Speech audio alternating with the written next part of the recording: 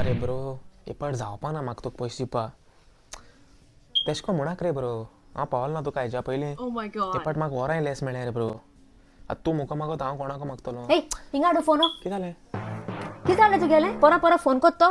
ओगराव तूं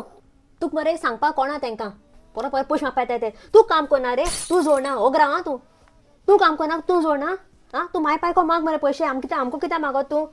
आमगे गोळाको झाड आहा कितें रे तूं बरो मेहनत कोता तुगे पयशे तुका पावनाय आमगे पयशे आमी पावताय ओय गिरेस्त कितें रे आमी